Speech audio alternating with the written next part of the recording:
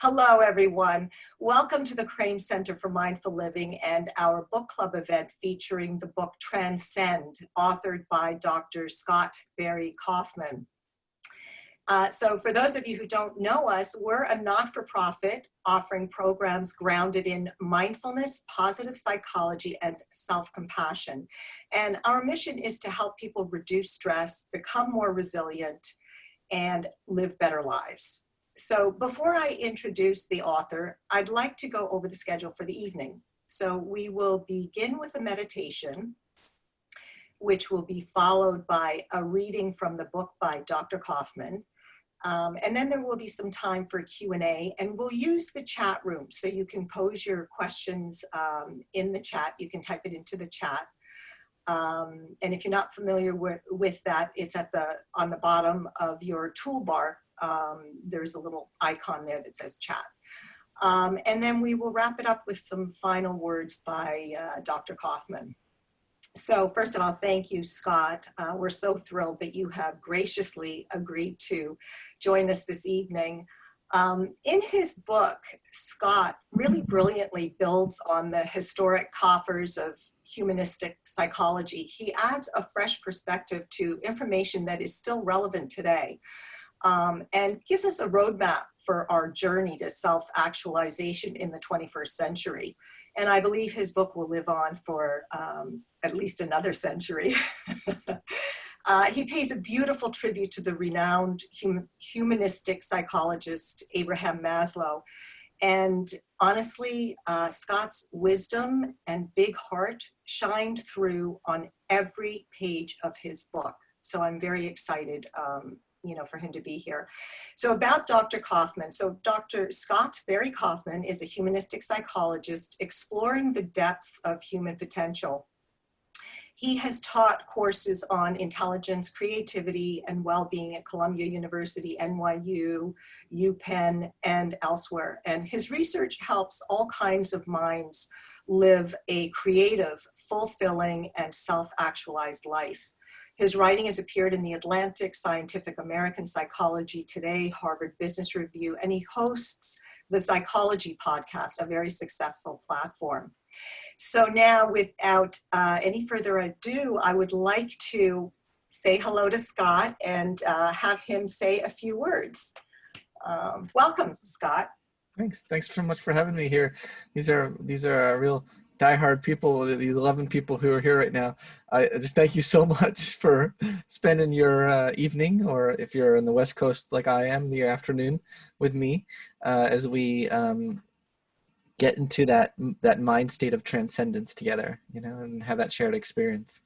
And that's my dad. It's my dad over there. Hi, Dad. This is a really awesome. I haven't been able to hug him in over 6 months, and it hurts. So it's great to see him on this call. Really, thank you so much for this opportunity. I love talking about this topic. I'll talk to one person about this topic for hours. So anyone who'll listen. So wonderful. Yeah. All right. Wonderful. So we really look forward to the reading and some really rich conversation. But we're now going to move into a meditation. And I will just say this in case there are some people who are new to meditation who are joining us this evening. There's no right or wrong. Just do what's comfortable for you and follow along as best as you can. So with that said, I'm going to invite everyone to find a comfortable posture. So if you need to adjust your seat, comfortable yet supportive. And so then the invitation is to close your eyes if that's comfortable, or soften the gaze. And then just allow yourself a sense of arriving. So arriving in the space that you're in, arriving in the chair or couch or wherever you're sitting. And then arriving in your own body. So letting go of anything that might have come before and letting go of anything that you have to do later. So just giving yourself permission to be fully present in this moment and in this body. And maybe using the breath as a way of anchoring yourself into the moment and into the body. So just paying attention to the breath. One breath in, one breath out.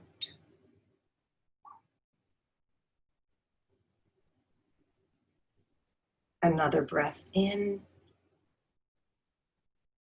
and another breath out.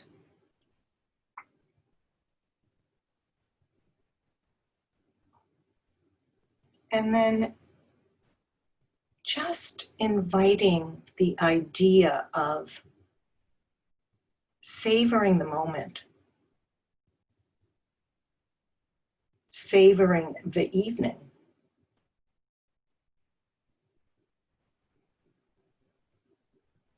And notice that perhaps this might inspire gratitude, right? Gratitude for being able to be here.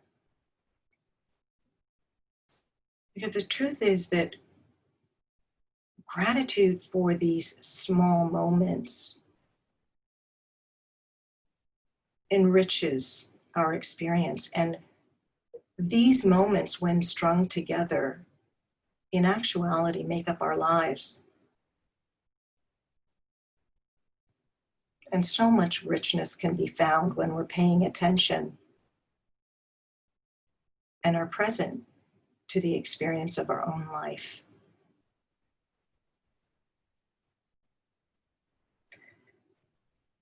And now maybe the invitation is to think in broader terms that a life well lived is appreciating these moments and viewing our lives as a journey and not a destination, not a competition. So imagine fitting our dreams, our desires, and our goals into the framework of appreciation, into the framework of gratitude. And allowing ourselves to savor the moment-to-moment experience, whatever it is. So perhaps viewed in this way, our journey inspires the good life, where it's not a means to an end, but it's a means to being, and a means to actualizing our best selves.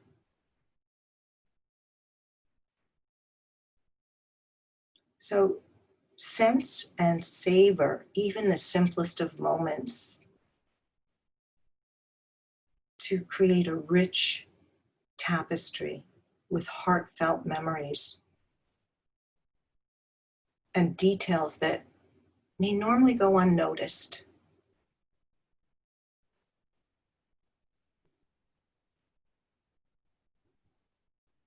And that's especially true when our lives are lived only as a means to an end or as a competition.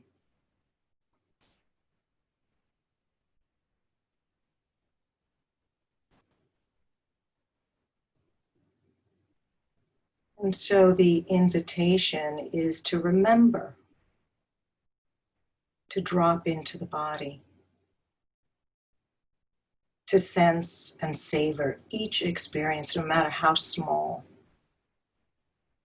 Whether it be the aroma of your morning cup of coffee, feeling the warmth of the cup cradled in your hands, or the precious snapshot of a moment with a young child or a pet,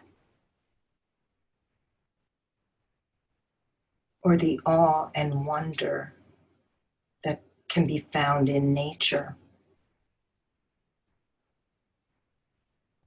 or the book club that is about to unfold.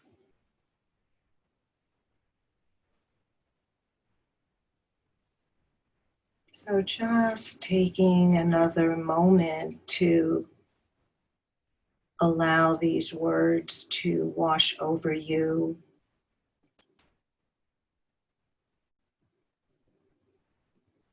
And if they resonate, letting them settle within.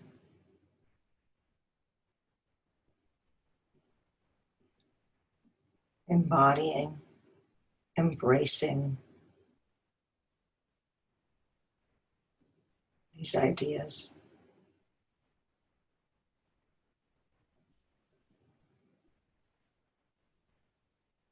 And then deepening the breath.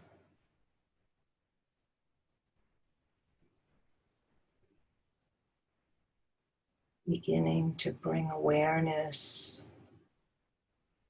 back to the group. Perhaps even wiggling fingers and toes.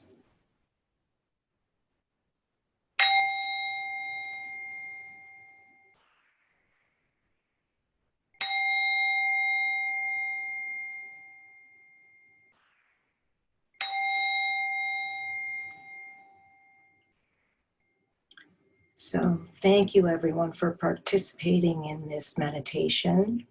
And now I'm going to invite Scott to take it from here.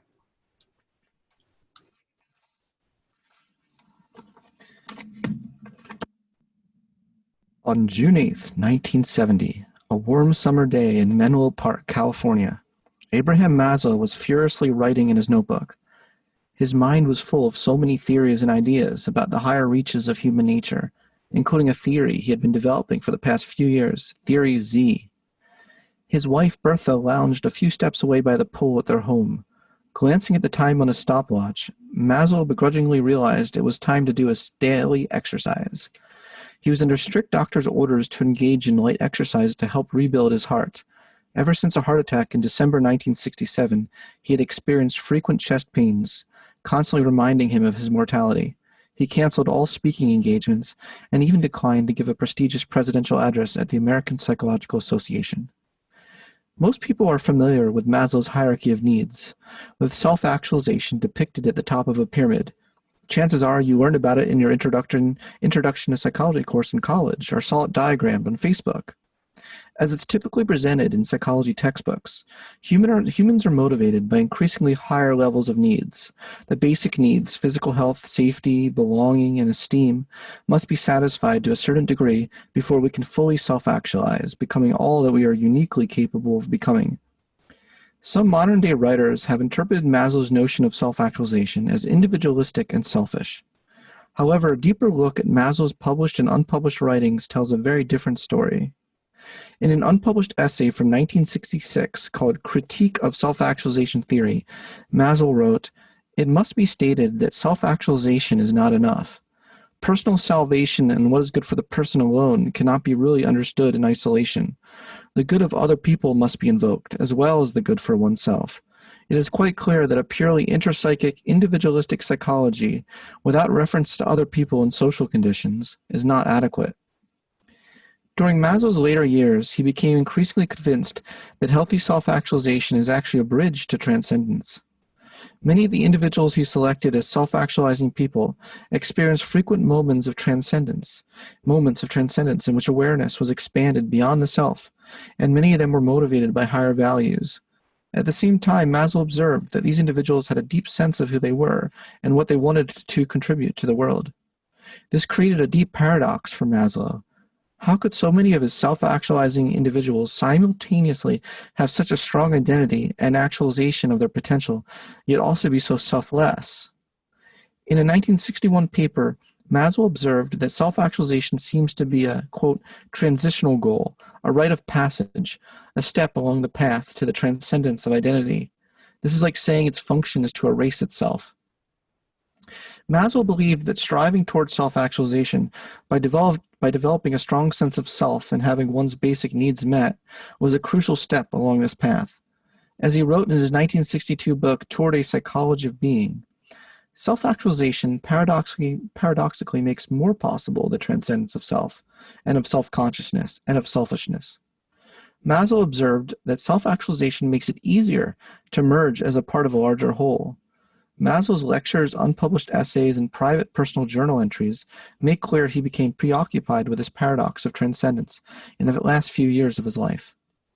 On September 14, 1967, Maslow delivered a riveting lecture at the San Francisco Unitarian Church, titled The Farther Reaches of Human Nature. Those who were in attendance remarked that he looked frail and weak as he walked down the aisle to reach the podium at the front of the room. However, once he started speaking, he immediately lit up the room. It is increasingly clear that a philosophical revolution is underway, he began. A comprehensive system is swiftly developing like a fruit tree, beginning to bear fruit on every branch. Every field of science and human endeavor is being affected. Referring to the humanistic revolution, Maslow explained that humanistic psychology is beginning to unearth the mysteries of real human experiences, needs, goals, and values. This includes our higher needs, which are also part of the human essence, and include the need for love, for friendship, for dignity, for self-respect, for individuality, and for self-fulfillment. After pausing for a moment, he took a bold next step. If, however, these needs are fulfilled, a different picture emerges. The fully developed and very fortunate human working under the best conditions tends to be motivated by values which transcend his self. They're not selfish anymore in the old sense of that term. Beauty is not within one's skin, nor is justice or order. One can hardly class these desires as selfish in the sense that my desire for food might be.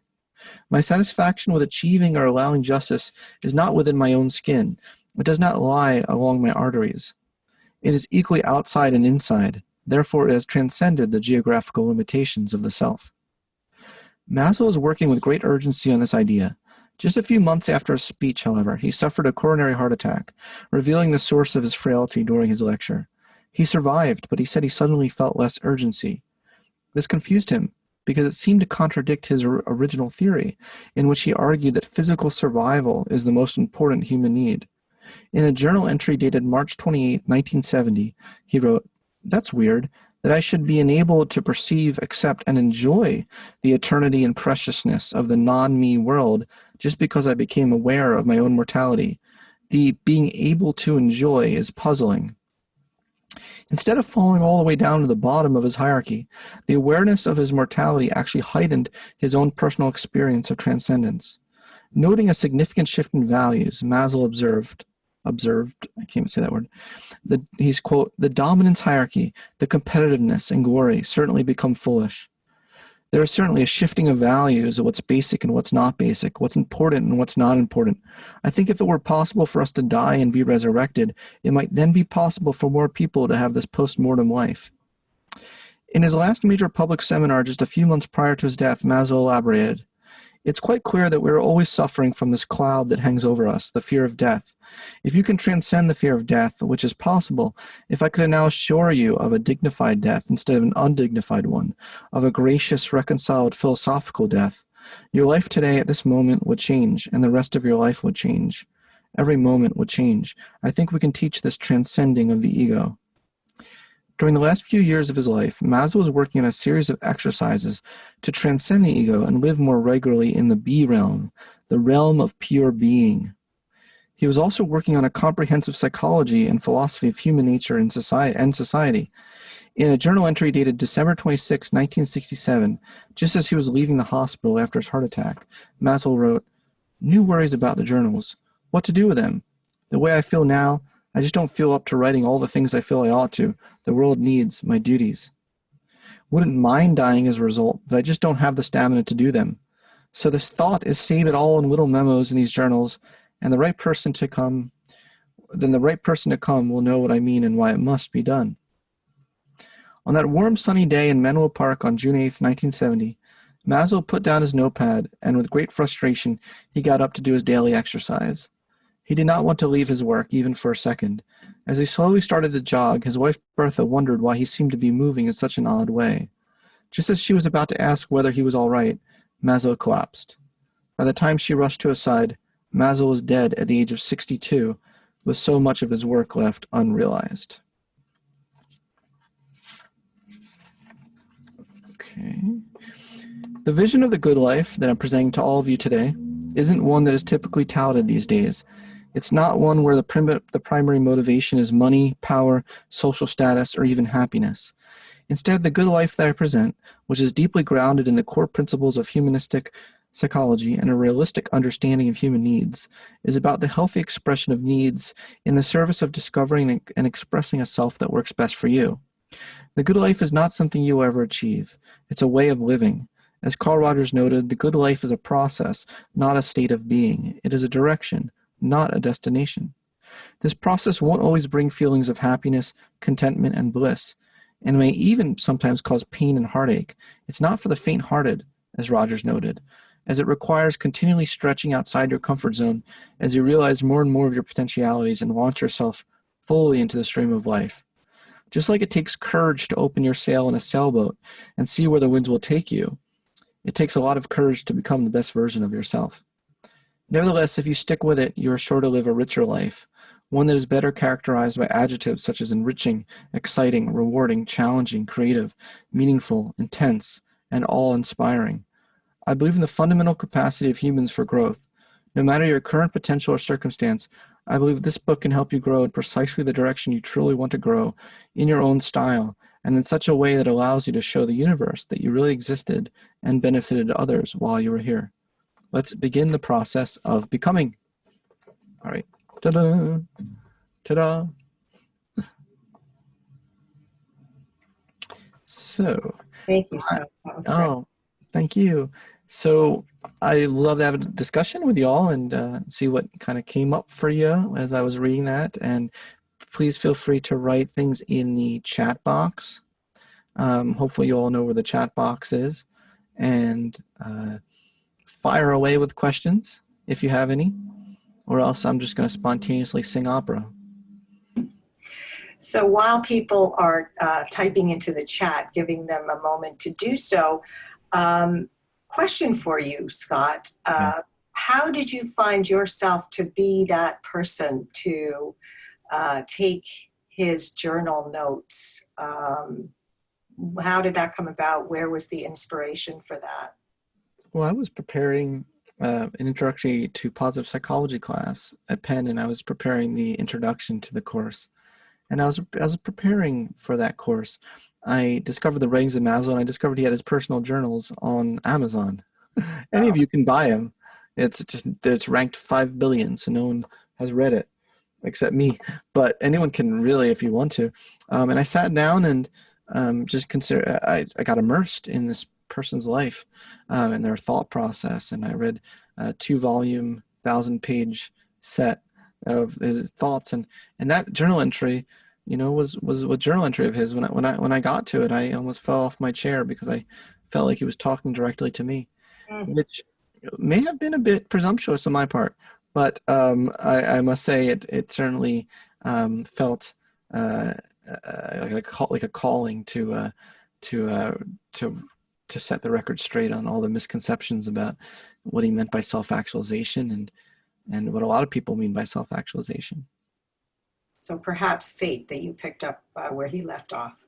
You know, that's the strong version of the argument. The weak version is I have a lot of similarities with him temperamentally, and I felt a great resonance to someone from another generation. Yeah, it really comes through in the book. So do we have any questions? Come on, folks, there must be some burning. There we go. Scott, we have a question. Do you have the chat box open? That was awkward. So. It's Kathy. Oh, Kathy doesn't know. People don't have their videos on. They're like working. Okay, in today's environment, fraught with numerous issues, how does this theory support us in becoming our best selves? Oh, hi, Kathy. I see Kathy now. Yeah, I think that it's very relevant. I think it's very relevant to the world we live in today. It's very relevant to to a humanistic understanding of a lot of the factions and arguments that we're seeing right now across the political divide. People all across the political divide are really, in a lot of ways, they're emphasizing a different deprivation of their need, and people aren't crossing the lines much these days, trying to reach out and understand the other person's perspective and the worldview they have based on their own deprivation. Basic needs create us and pitches us into a state of psychological, some people call it entropy, or psychological deprivation. And when you're in that point of view, like, everything in the world looks like that to you. So if you're chronically hungry, everyone looks like a hamburger to you. If you're chronically lonely, everyone looks like a potential friend. If you're chronically lack of self-esteem, you demand respect in a way that someone who has their self-esteem satisfied doesn't demand as much, although things can clearly go into the realm of narcissism, but it's a different story. But we're not really taking the time to really have that perspective taking for our quote enemy these days. So I really think that that's unfortunate, and I think a humanistic perspective can really help create peace, which is what Maslow's aim was. Thank you, Scott. Anyone else have a burning question?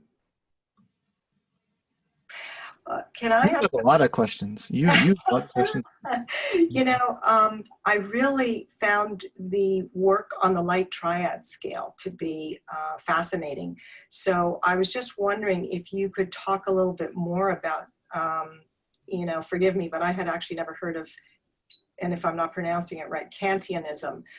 Certainly I've heard of humanism and the faith in humanity, but as it relates to the scale. So can you talk a little bit about that? You're not familiar with Kant's first categorical imperative? Is anyone in this room familiar with the categorical imperative? Don't treat people as a means to an end. Treat people as ends in themselves. And Kantianism, part of the light triad, is also linked very much to Maslow's notion of be-love. Love for the being of others. Or simply just being love, not doing love. A lot of people do love, to signal that they're great people, but they're not actually loving people. Can anyone think of anyone like that? There are people who maybe do it selfishly because they want to feel good about themselves, but are not really paying attention to the real felt needs of others. And so be love is just this really higher form of love, where you're not helping people. You just emit love because it's who you are. As Maslow said, like a rose emits perfume. You just emit love in the same way. I loved how you said, what really resonated with me was that you said that love is an attitude. And, that's a different way of looking at it, right? Because we don't necessarily think of love as an attitude. Love is an emotion. And this idea that love is an attitude kind of shifted things for me a little bit. Much better. Well, it's so much easier to apply to your fellow man and everyone when it's an attitude. Oh, it's the attitude I bring. That's exactly right. So I love that. I think that was one of my bigger takeaways. It sounds very simplistic, but for me, it was, when I read it, it was like, a little light bulb went off, like, okay. Cool. And that's Eric Fromm talking. I don't want to be stealing from my homeboy Eric Fromm. He wrote The Art of Loving, and he viewed love as an attitude. He viewed love as a productive orientation on the world. You can be. It's how are you oriented to others, and it doesn't have to rely on your emotional reaction to people. You can love people that you really don't like at all. Yeah, I'm just curious if that resonates with anybody else, this idea of switching the thinking to love being an attitude. Does that conjure anything for anyone else. Yes, Sarah. Why don't you unmute yourself? I think with a small group like us today, we can unmute ourselves as we have Yeah, I think comments, right? Don't you think, Scott?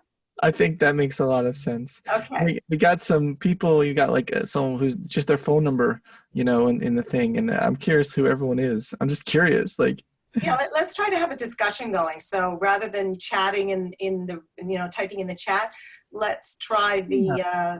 the, And put the videos on if you feel comfortable doing that, yeah, obviously. yeah. So, Sarah, you had your hand up. Well, I was just going to say that very much resonated with me, but I do have another question for you, Scott. In your book, there's a quote, "One does not have to be traumatized by trauma. One can grow from trauma."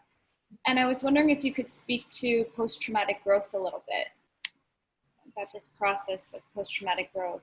It's a really interesting area of psychology that kind of an off branch of the field of positive psychology, where people have recognized within the psychological literature that a very large proportion of people who experience trauma don't actually have post-traumatic stress disorder.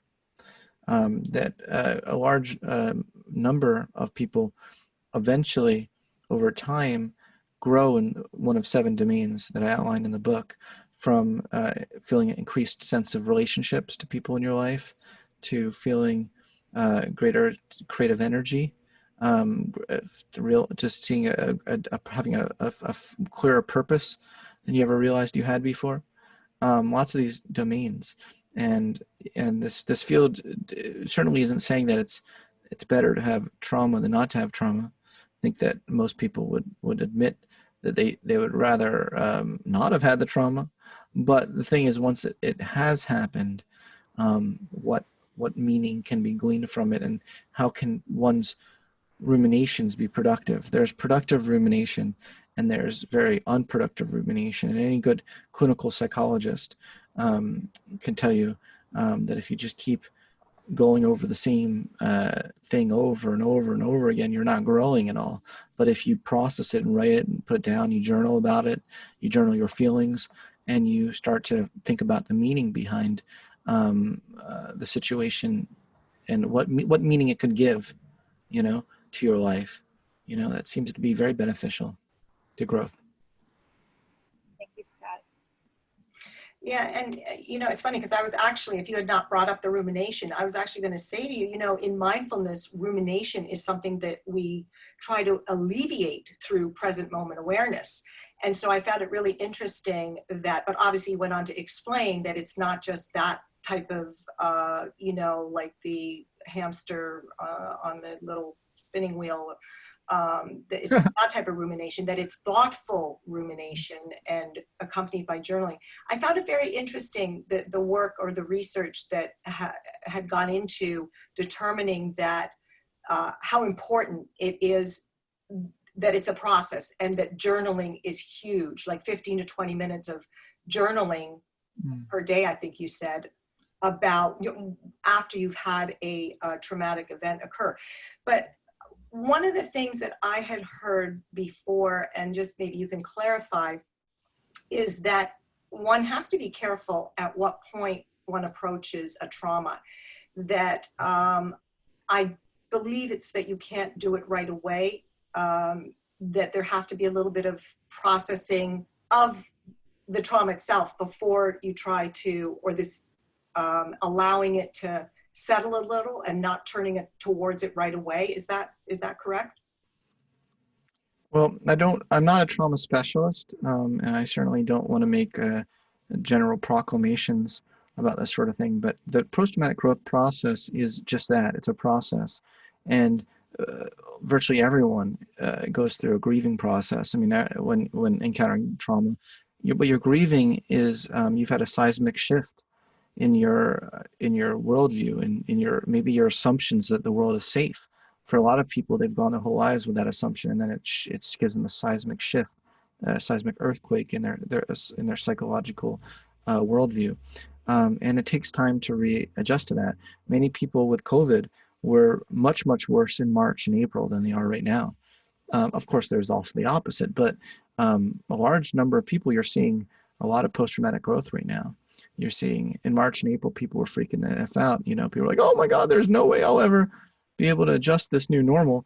And now it's like NBD, which stands for no big deal, to walk out with your mask, you know, got the full Darth Vader mask going on over on my end. You know, I leave my house every time I leave my house.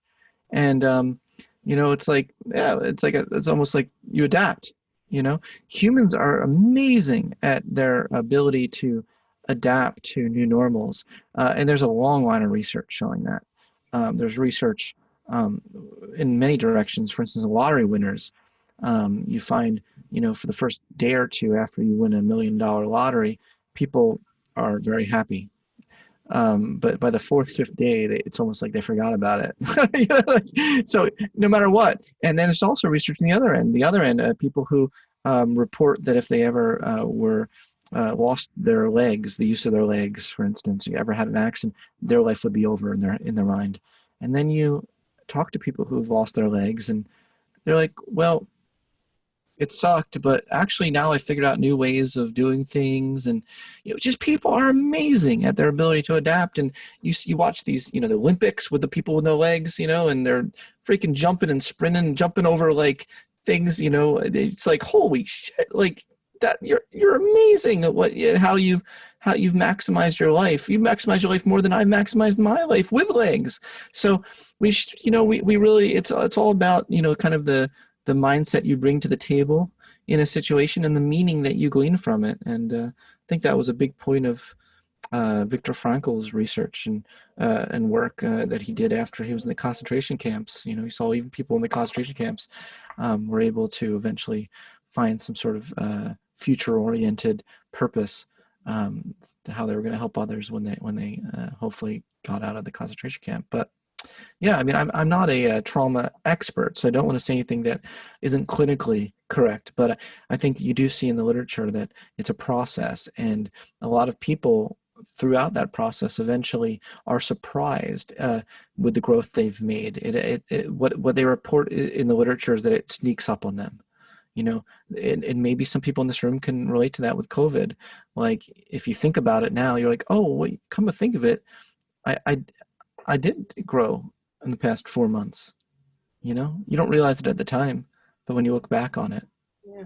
Well, I'd be curious to hear from people if anyone would like to share their experience of COVID, whether it was Please, for the love of God. back then and they NBD, as you said now, or if it's the reverse. I would love to hear some from some people who are with us tonight.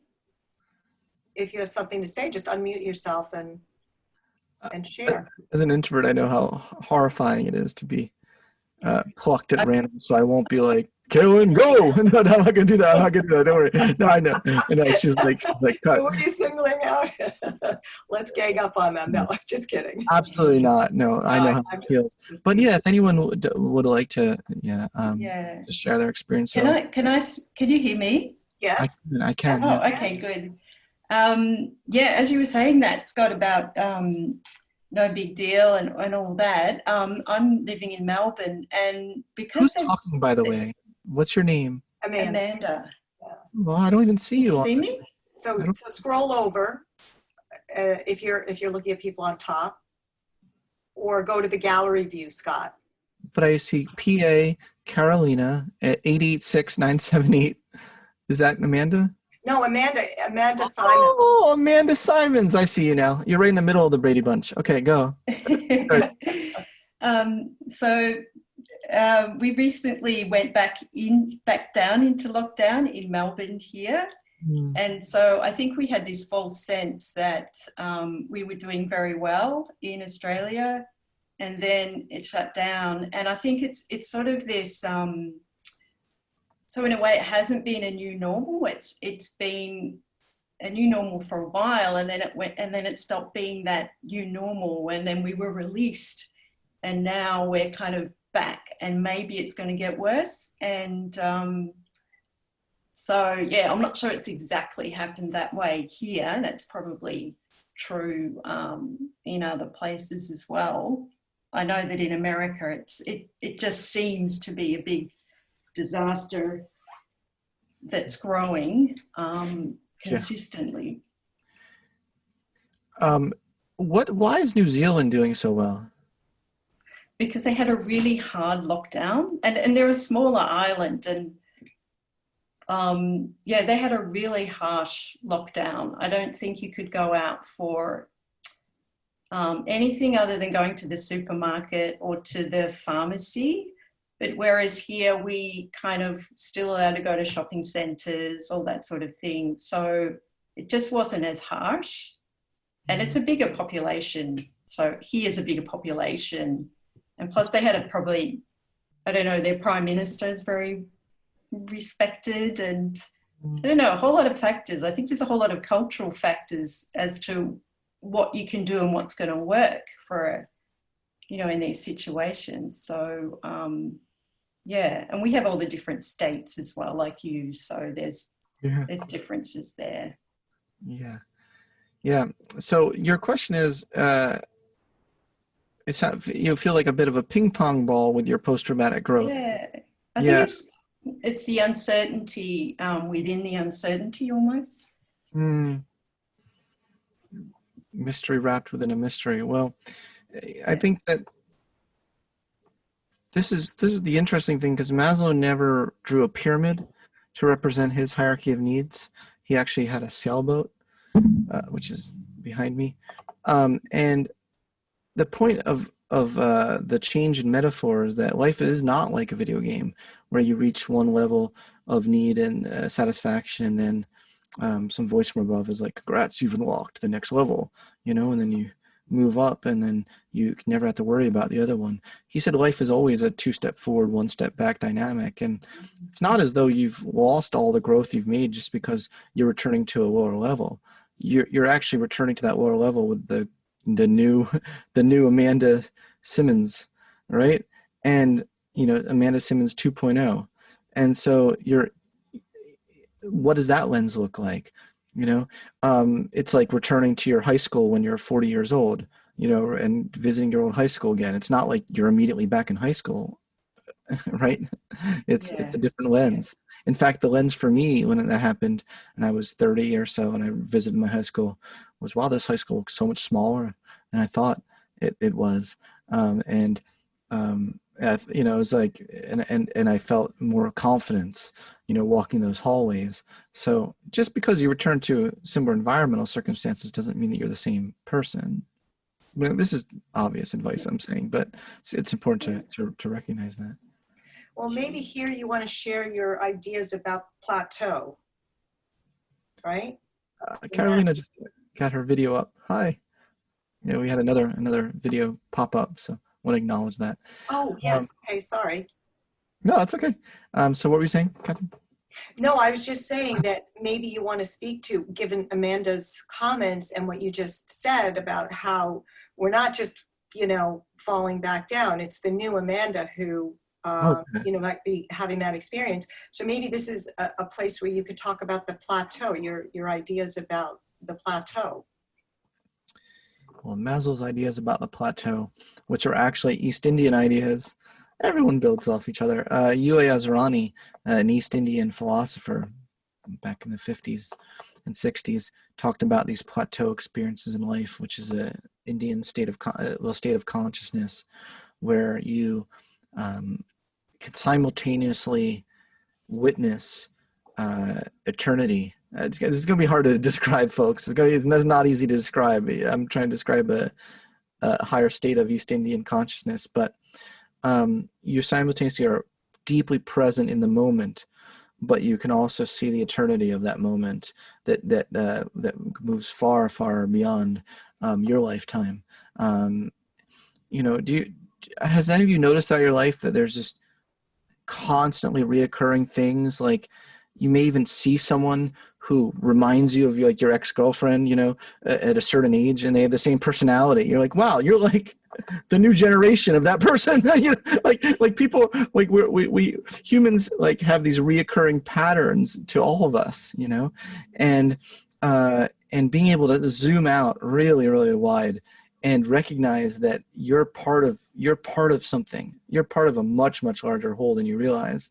And people don't really realize that, you know, we get so stuck in our own frame of mind. And even just our mindfulness frame of mind.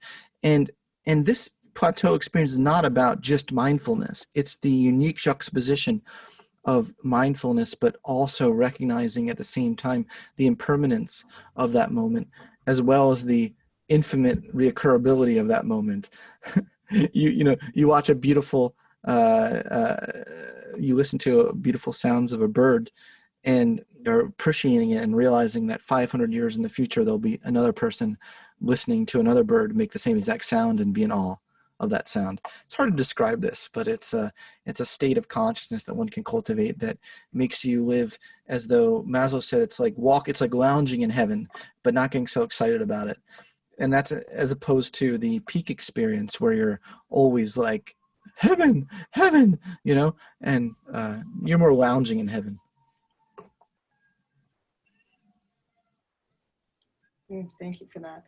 So anybody else want to share their experience going back to the COVID? Because I know we gave Amanda an opportunity, and maybe somebody else wants to share their experience. Love to hear it. Dad, do you want to share your experience? Oh, he's not. He doesn't know. He's muted. You're muted. Can anyone unmute my dad, like manually? I will try to. Thank you, sir. There I am. Yay! I'm getting used to this Zoom. How about this in the world of COVID? Zoom has become our way of interacting with other people at this point. I mean, it's a whole new thing. It's new for me, that's for sure. I know. But yeah, yeah. We Scott bought my wife Alexa, so we can a show. We can talk. He's in California. We're in Philadelphia. We unfortunately can't see him in person, and yeah, it's a way of communicating with her. It's a different world. I mean, you would have. When he was in New York, I would go up, take a train. He would be teaching at Columbia. I would sit best student. Yeah, best student. Yeah. Right. But that was great. I mean, it was great for me. It was wonderful. He taught at Penn. I was there. I was at Columbia, Barn. I mean, thank God. I mean, COVID has not affected me health-wise, which is great. I mean, I have no issue with it. Oh, I got somebody else here. Oh boy. This is going to get interesting. Hi, Mom. How's it going? I just want to say that, I think one of the biggest things about this pandemic is the loneliness that people are going through.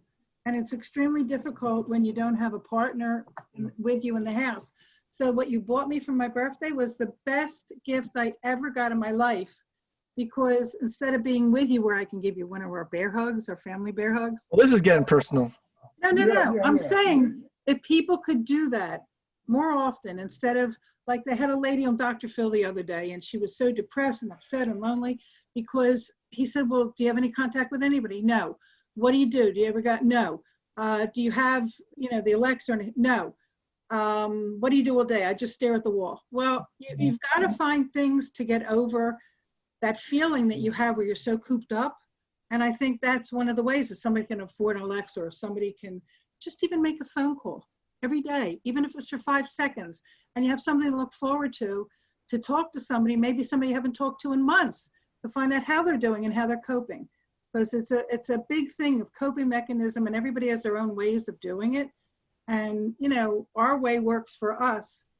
And I don't know how anybody else copes, because it's a tough situation. It was very unexpected. It was sudden. Nobody knew that it was going to last this long, and it did. So I appreciate anything that anybody has any input on that subject, because I think it's very important that we're all going through that. And God bless you, Scott. Thanks, Mom. What you're doing. God bless you too. Well, that's my parents, folks. There we go. You Anyway, got anybody else? a rare window into the notorious SBK's life. It's my friends call me the notorious SBK. Anyway, The jokers. cool. What do you think, Sarah? Well, I was going to say, your mom touched something for me. I miss being able to give people hugs. I miss being able to see my grandparents and give them a hug, or my parents and give them a hug. That physical connection has been challenging for me.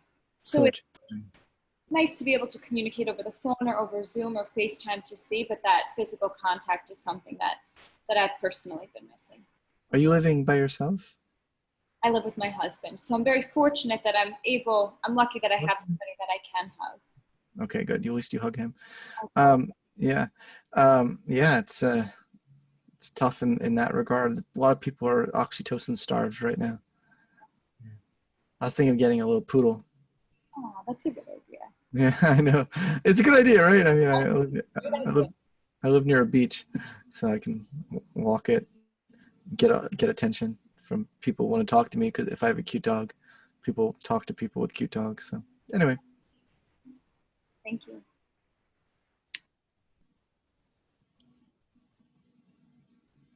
Any other questions? I actually have a question. Yay! I have a bunch of like little questions, and so it's hard to formulate it. But I guess like during these last few months, I haven't been able to work as much because I've been working at home and I have a young child. And so I've been basically just working at night, and my moments of solitude are actually it's the opposite. Like I actually really appreciate them. For me, they're like, oh, I can kind of unwind and come and actually get something done, or just like write poetry or whatever. And I have noticed, so I feel like I'm growing in that capacity to be able to find time for myself in like this chaos. But I've noticed that, I guess like these insights that I'm getting, or these truths that I'm getting, are not, like if I try to express it, they're not really popular. I don't know how to explain it, but I guess my question is like, how do I know what is true or not? Like if something feels true to me, but then if others are saying it's not true. Can you give me an example of? Yeah, actually, it's very clear. And it's a kind of a political topic. So there's this huge movement going around that basically, we need to see people kind of as people, right? We don't judge people based off of their, their appearance, their color, their background, or any of that. And I fully agree with that. But at the same time, I do think that it's almost like too much of a push in that direction. Like I do think that by emphasizing to just see, almost like a colorblind view through that lens, that there's something that's being taken away. Wow. I have been feeling like there's this huge loss recently, and it's from people that I admire saying this, and I'm trying to explain to them like, yeah, I value what you're saying and I appreciate it, but at the same time, I just feel like you're not appreciating the uniqueness of people. Like there is intergenerational trauma. There is this huge sense of loss that people are trying to express. The poets have been expressing it for centuries, and I don't know what's true, I guess. I don't know what lens is true, and it's very confusing. Yeah. If that makes sense. You're a very courageous person to be that vulnerable with these strangers. But I hope you felt comfortable with us. That's why you probably did that. Yeah, it's such a good point, and I think you can't be alone in feeling this way. Yeah. Do you have friends and people who you can bond over that sort of confusion? People understand it, but it's just so. It's so like, to the people that are not understanding it, it doesn't make sense to them what I'm trying to say. Like it's either like, it's so polarized. It's like either you fully get what I'm saying, or it just kind of goes over your head. And I don't I just don't, am I like delusional? Like, I don't know what's true, I guess. And it's just very confusing. Yeah. So we may have to continue this conversation outside of this. I don't know how interested everyone is in this, but I'm super interested in this. Yeah. I'm not sure of your framing, because you have every right to trust your own experiences. I think that a big part of what I write about in my book is the importance of learning to trust your inner organismic experience, which is a phrase Carl Rogers used. I know what Carl Rogers was. I could channel Carl Rogers right now because this is he's my idol, and I know unconditional positive regard is a concept he talked about, but he also talked about the important. He said this: the fully functioning human is the one that is open to all inputs of their experience and learns to trust it as real. And don't let anyone take away from you your organismic experience. That's the phrase he used, a technical term, organismic experience, because we're whole organisms. We're not like one slice. The organism is a whole being.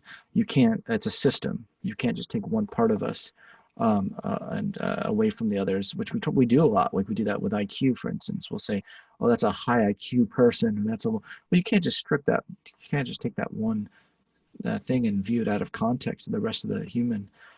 So I think that there can be generalizable truths, but I think generalizable truths can be separate from your own organismic experiential truth. And a lot of mental illnesses occur when people are raised to not trust their experiences. So maybe they'll feel hungry, or they'll have certain needs, and instead their parents, maybe they have a narcissistic parent, and their parent acts as though it's the parents' needs that matter and your needs don't matter, so that people will start to inhibit their own needs and not trust them as real. And then they grow up to be adults with a lot of pain and trauma and uncertainty about who is their true self. And this is very common. It's more common than people realize that happening. So my quick advice to you, and actually there's a topic I love, if you ever want to go deeper on this topic, if you want to stay in touch, I'd be delighted to, because I think it's just heartbreaking how people learn to not trust what they know is felt real anymore. So I wish you good luck in reclaiming your trust in yourself. Thank you. You're welcome. So Scott, we're almost out of time. We can take one more comment or question, or if you have something meaningful to you that you want to share in the way of a further reading or a quote from your book, or you choose what you. Oh, any goodies in my book? While you're looking, was there anyone else who wanted to have a parting voice before we wrap up with Scott's final few words? For now. For now. No, my final few words. No. Final few words for this evening.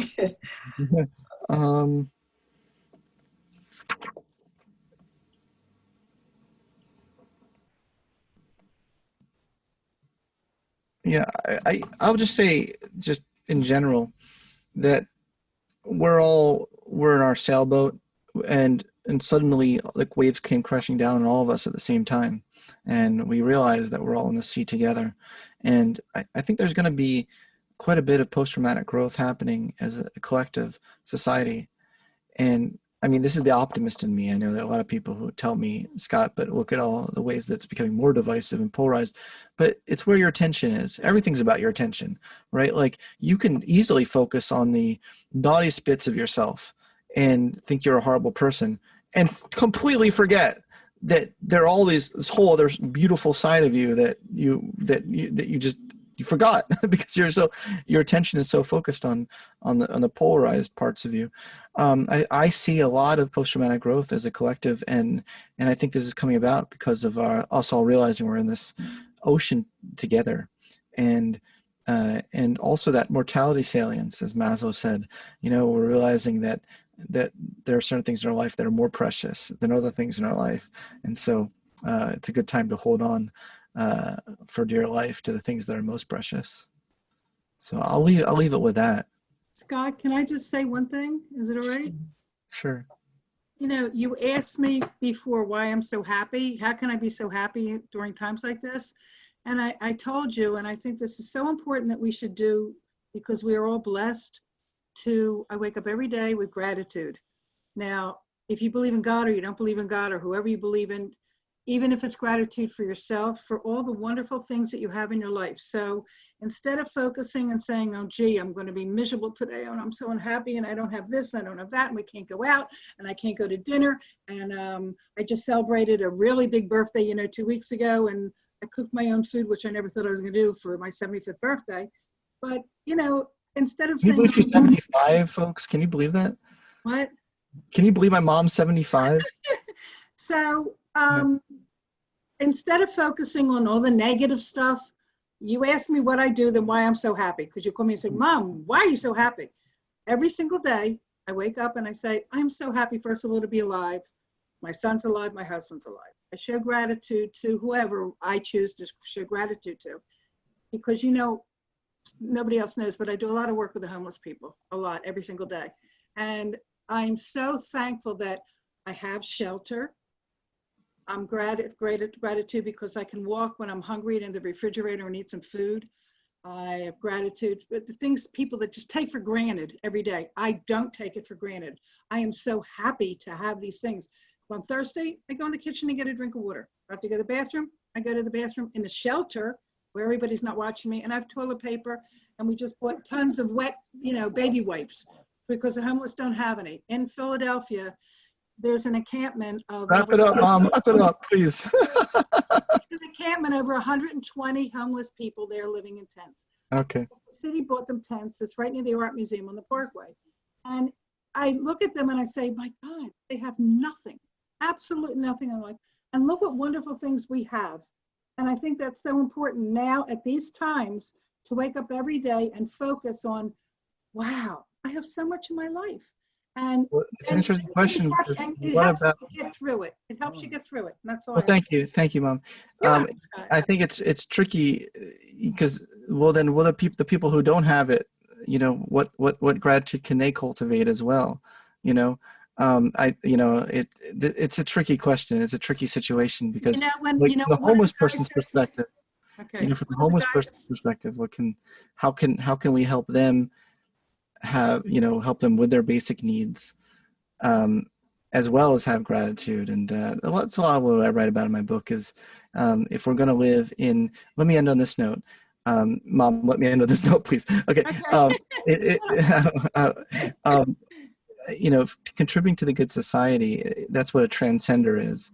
Maslow called it the transcender. One doesn't fully self-actualize just by realizing their own potential. It really only happens when you care about realizing the potential of society and others as well. And on that cue, thanks, Alexa, I will stop. But thank you all for listening to me today.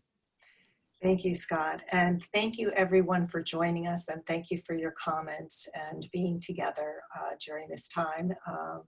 Look forward to seeing you again. Thank you again, Scott. It was such a delight to have you.